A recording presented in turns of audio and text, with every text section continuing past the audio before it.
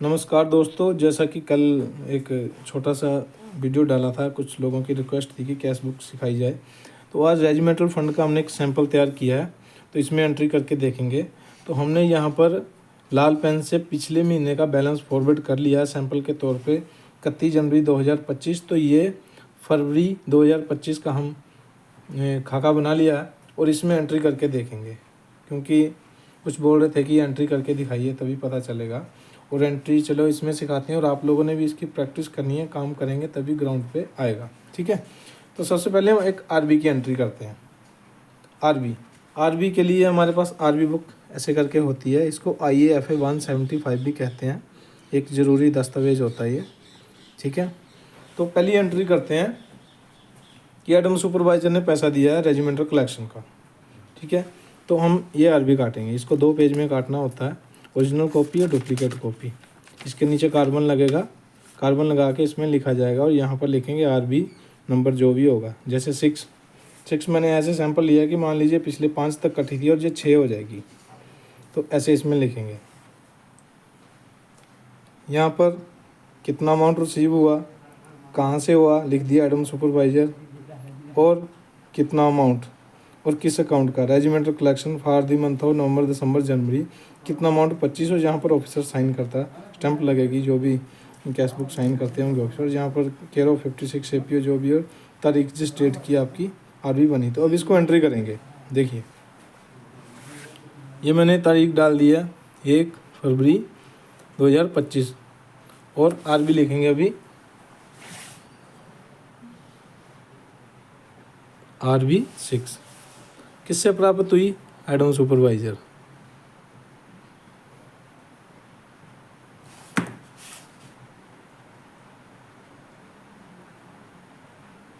जहाँ फिर Adam office. ठीक है, इसमें लिख देंगे किस चीज़ की, रेजिमेंटल कलेक्शन। मेरा हाथ ठीक से चल नहीं पा रहा क्योंकि इधर कैमरा रखा हुआ है।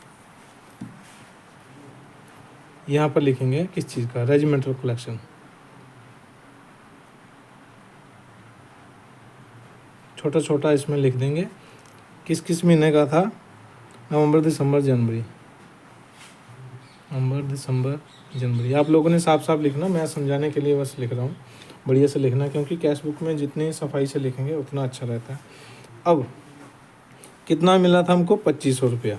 ये देखिए आरबी में कितना था, 2500 रुपया। तो यहाँ पे हमको कैश में मिला, उसने कैश कलेक्ट करके दिया।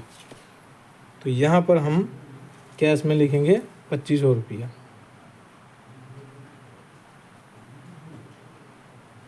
किस चीज़ का, तो हेड देखेंगे, रेजिमेंटल फंड में जाएगा, रेजिमेंटल कलेक्शन है तो इस फंड में जाता कलेक्शन का, तो इसमें डाल देंगे हम लोग 2500 रुपया। इसमें पॉइंट, कई बार पॉइंट पैसे में भी होता है, तो पैसा भी नोट करना है यहाँ पे। ठीक है, तो बाकी कॉलम में सभी में ऐसे हल्की हल्की लाइन लगा के ये लाइन पूरी लास्ट तक कंप्लीट कर देंगे। ठीक है, इस तरीके से ये लाइन कंप्लीट होगी, एक एंट्री होगी हम लोगों की RB 6 इसमें। तो इस तरीके से देखिए एक RB की एंट्री हो गई है। और जो ये वाली बुक होती है इसमें भी थोड़ा सा काम होता है, फिर जब ये साइन हो जाएगी, RB नंबर लग गया, ये वाला लाल पेन से हम लोग लिखते हैं ज़्यादातर, किसी किसी यूनिटों में नीले से भी, लेकिन लाल लिखने से थोड़ा एक प्रोफेशनली काम लगता है, अच्छा लगता है, क्योंकि अकाउंट में तो लाल पेन ऑथराइज होता है। और ये जब साइन हो जाएगी, इसकी जो ओरिजिनल कापी हमने फाड़ के उनको देनी जिनसे हमको पैसा मिला था एडम ऑफिस को, फिर वो उसको अपने पास चिपका के रखता है अपनी रिकॉर्ड वाली फाइल में कि ये मैंने पैसा दिया था इनको कलेक्शन का और ये इन्होंने कैश बुक में ले लिया। ठीक है, ऐसे ही सेम अगर पैसा किसी दूसरी यूनिट से आता है इस फंड में या किसी दूसरे फंड में, चाहे पब्लिक फंड में या ऑफिसर मेस में, तो उनकी भी ऐसी होती हैं आरबी। तो आरबी में लेने के बाद जब ये पूरी साइन हो जाती है, तो ये हमने उस यूनिट को भेजनी होती है या उस ऑफिस को देनी होती है जिधर से वो पैसा कलेक्शन होके हमको मिला होता है। और हम उसको, इसका प्रूफ होता है ये कि कैश बुक में पैसा आ गया, कहने का मतलब कि पैसा कैश बुक में ले लिया गया, कहीं ऐसे नहीं कि किसी ने उसको इधर उधर कर दिया। मतलब ये इम्पोर्टेंट डॉक्यूमेंट होता है। दूसरी एंट्री हम करेंगे पीवी की, कि कुछ खर्चा हुआ है और उसको कैसे रेगुलाइज करना। जैसे मान लीजिए हम एंट्री करेंगे कि 26 जनवरी का कुछ खर्चा हुआ था, है ना, छोटी सी एक टी पार्टी हुई यूनिट में, तो उसकी फिर पीवी बनेगी। नोटिंग शीट बनती है, नोटिंग शीट बनती है। देखिए जैसे ये नोटिंग शीट हमने बनाई एक, इसमें दिखा दिया कि इतना इतना खर्चा हुआ, ये एडम सुपरवाइज़र ने साइन कर दिए, और इसके पीछे हम लोग बिल लगा के रखते हैं, स्पॉटिंग के लिए पुट आउट करते हैं। ऐसे बिल, ऐसे सारे बिल स्पॉटिंग के लिए साथ में रहते हैं जो भी है। तो इसकी नोटिंग शीट बनेगी, उसमें हम पूरा ब्यौरा देंगे कि 26 जनवरी के लिए इतना खर्चा हुआ था, और इसको फिर ऑफिसर साइन कर देगा। जब साइन कर देगा तब हम इसकी अब पीवी लगाएंगे। तो हम इसमें मान लेते हैं कि हमारे पास कुछ खर्चा हुआ ऐसे ही, तो हमारे पास 1000 रुपये का कुछ खर्चा हुआ, जब 1200 रुपया मान लेते हैं, तो हमने नोटिंग बनाई, सेंक्शन करवा ली, अप्रूव हो गई। अब उसकी एंट्री करनी है, तो वो पेमेंट साइड होगी। तो अगर हमने उसका कैश में पैसा दिया उसको कि उस दिन इतना पैसा था, तो फिर कैश से जाएगा। अगर जैसे देखिए कैश में तो हमारे पास 1500 था, और उसके बाद 1 फरवरी को हमको 25 और मिल गया, तो हमारे पास देखो कितना हो गया, 4000 रुपया हो गया। तो मतलब 4000 रुपया अब हम कैश से खर्च कर सकते हैं, क्योंकि on the spot in hand 4000 हमारे पास है। तो मान लीजिए 1200 रुपये का कुछ खर्चा हुआ, आपने नोटिंग बना ली, सेंक्शन करवा लिया, तो उसको एंट्री करेंगे। देखिए उसकी भी सीक्वेंस मान लेते हैं कि कोई पीवी की जैसे सीक्वेंस चल रही है पीछे से, किस डेट को हुआ, 5 फरवरी को,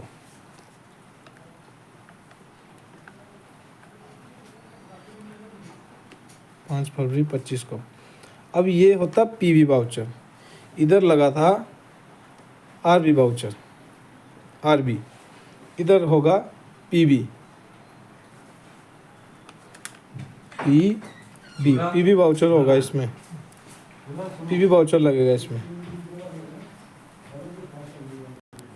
अब पीवी का सीक्वेंस मान लीजिए पीछे 10 था, तो इधर 11 हो जाएगा।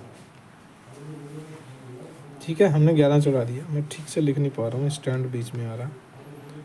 पीवी 11 कर दिया। इधर फिर वही उसकी डिटेल दे दी दोनों कॉलम में, किस चीज़ का हुआ, लोकल मार्केट से कुछ परचेज हुआ तो यहाँ पे लिख देंगे लोकल मार्केट परचेज, मार्केट, और किस चीज़ का, परचेज ऑफ पार्टी आइटम्स, या 26 जनवरी आइटम, या जिस भी चीज़ का हुआ एक्सपेंडिचर। मैं लाल से करे जा रहा हूँ, नीले से लिखना है, मैं बार बार बोले जा रहा हूँ। ये भी नीले से लिखना है, ये लाल से, ये नीले से, दोनों।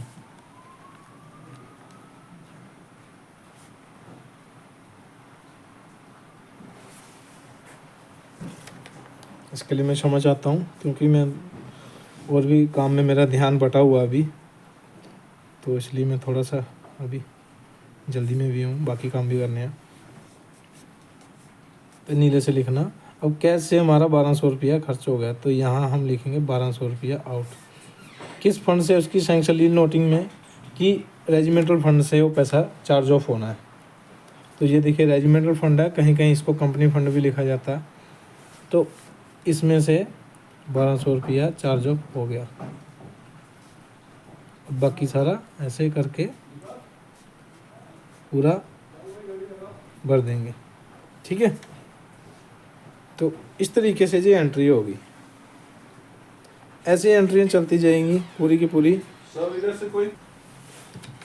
अब आगे एंट्री करेंगे, मान लीजिए बैंक में इंटरेस्ट मिला अकाउंट को, तो जब आपने स्टेटमेंट निकलवाई मंथ लास्ट में, तो पता चला कि लास्ट के दिन आपको कुछ 2000 रुपया इंटरेस्ट मिला है। तो अगर तो कैश बुक अभी क्लोज करनी बाकी थी आपकी उस महीने की, तो आप मंथ लास्ट डे में उसकी एंट्री कर सकते हैं। तो मान लीजिए अगर आपने क्लोज कर दी या बाद में पता चला, तो अगले महीने भी एंट्री कर सकते हैं, लेकिन आपके बैंक स्टेटमेंट में और कैश बुक में उतना वेरिएशन आएगा जितना आपको इंटरेस्ट मिला, तो फिर आपकी उसमें रिकॉन्सिलियंस स्टेटमेंट लगेगी उस वेरिएशन को दिखाने के लिए कि क्यों आया।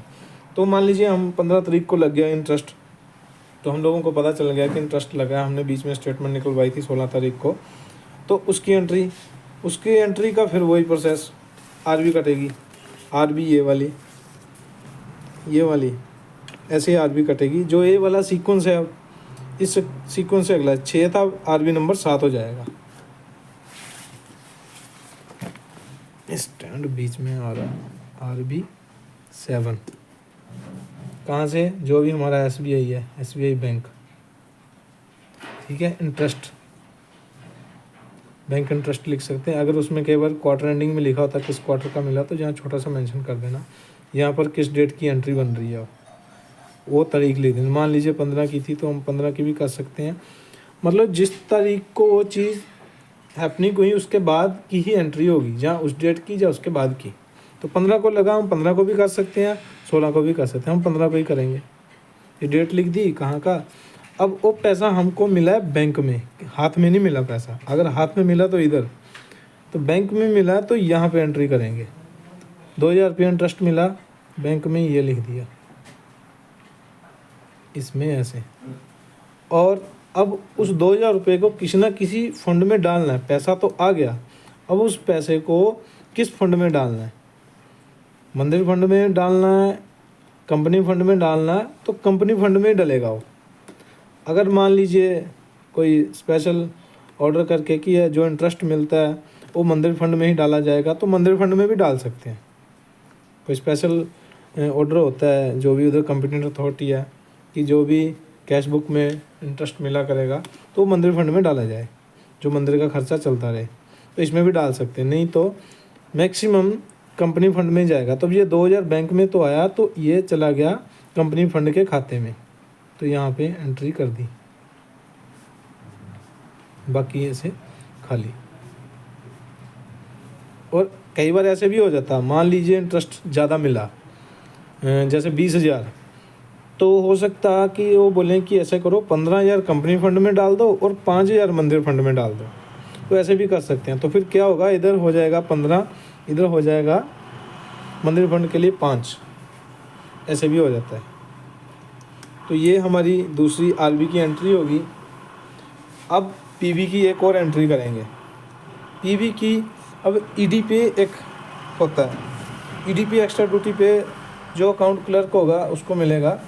ये रेजिमेंटल में ज़्यादातर मिलता नहीं है, लेकिन किसी किसी यूनिटों में एक स्पेशल ऑर्डर पास करके उसी यूनिट द्वारा, जहाँ कॉम्पिटेंट अथॉरिटी या कमांडर या चीफ के द्वारा कहा जाता है कि जो बाकी कैश बुक में प्रॉफिट हेड है उसमें से इस कैश बुक का ईडी पे भी क्लर्क को दिया जाए। तो ऐसे भी होता है। होली फंड में ईडी पे तो होता नहीं है, लेकिन दूसरी कैश बुक के प्रॉफिट से इसको दे सकते हैं अगर कोई ऐसा ऑर्डर पास किया है तो। अब ईडी पे का, ईडी पे ज़्यादातर मंथ लास्ट की एंट्री होती, तो हम मान लीजिए कर लेते हैं 28 फरवरी की, 28/2/25। ठीक से चल नहीं पा रहा, पुरानी कैश बुक निकाली, काफ़ी कटी फटी है उसके लिए। अब पीवी नंबर 11 थी, पीवी बन जाएगी 12, पीवी 12, ठीक है। इधर किसे अकाउंट क्लर्क, किस अकाउंट का ईडी पे, किस मंथ का, मंथ लिख देना छोटा सा, जो भी है, जनवरी का था या फरवरी का था, इधर लिख देना, साफ साफ लिखना। मेरी हैंडराइटिंग ख़राब है, आप लोग साफ साफ लिखना कैश बुक में बढ़िया से। और ये बॉक्स किसी किसी कैश बुक में बहुत छोटे होते हैं, तो आराम से शांति से साफ साफ तरीके से इसको लिखना, जो कैश बुक बढ़िया तरीके से देखने वाले को भी समझ आ जाए। अब ईडी पे मान लो 500 रुपये रखा हुआ था, तो हमने देखना कैश में है इतना, कैश में इतना बन रहा है, क्योंकि हमारे पास 1500 पहले था, 2500 हमारे पास और आया, तो हमारे पास कितना हो गया, 4000 रुपया हो गया। और 4000 में से 1200 रुपया खर्चा हो गया, तो मतलब बैलेंस बन रहा है अभी कैश में, बचा हुआ 500 रुपये से ज़्यादा ही है। तो हम लोग क्या करेंगे, इधर अभी नीला पेन कहाँ गया यार,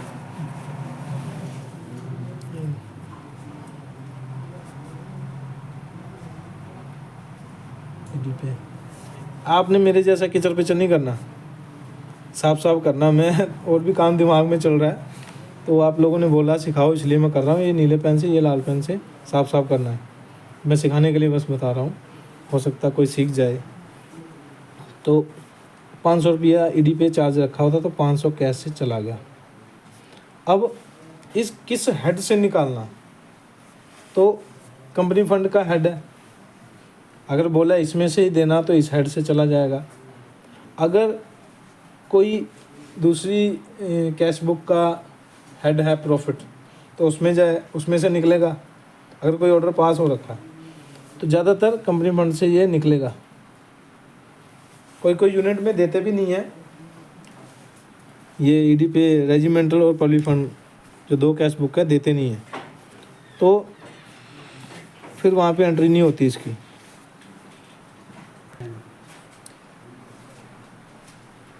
तो इस तरीके से ये एंट्री होगी। कैसे 500 गया, किस हेड से निकालना है वो आपको पहले से पता होगा। जब कैश बुक आपको हैंड ओवर करी जाएगी तो उसमें जो भी हैंड ओवर करने वाला वो भी बताएगा कि कौन कौन सी इसमें एंट्रियाँ हैं और कौन कौन सी कैसे करनी है, वो भी बताएगा। आपको ग्राउंड में ज़रूर प्रैक्टिस करनी है, ग्राउंड में ज़रूर काम करना, तभी आएगा। क्योंकि जब तक हम ज़मीनी स्तर पर काम नहीं करेंगे तब तक हम उसको सीख नहीं पाते हैं। चाहे किताबों को काफ़ी बार पढ़ लो कि गाड़ी कैसे चलानी है, गाड़ी तभी चलानी आएगी जब तक उसमें बैठ के स्टीयरिंग हाथ में नहीं लेंगे और ध्यान से इसको इसी तरीके से सीख के करना है। तो बाकी को ऐसे लाइन मार देंगे। इस तरीके से टर्न बाय टर्न एंट्री करते जाना है। और बाकी पीछे रेफरेंस तो होता ही है, क्योंकि वही एंट्रियाँ घूम घूम के आती हैं। आपको नहीं समझ आ रही तो पन्ना पलटिए, पीछे वाला देखिए, उसमें उस तरीके की एंट्री होगी और कहीं ना कहीं करी होगी। वो जिस तरीके से जिस हेड से उसको इन या आउट किया उस तरीके से आपने कर देना। और ये था आज का। बाकी मुझे लगता और तो कुछ है नहीं, जब काम करने लगोगे पता चल जाएगा। बढ़िया तरीके से करना, साफ साफ करना, कैश बुक में चूना वगैरह नहीं मारना। जैसे मैंने देखिए ऐसे जल्दबाजी में लिख दिया, तो इनको साफ साफ लिखना है। धन्यवाद, थैंक यू।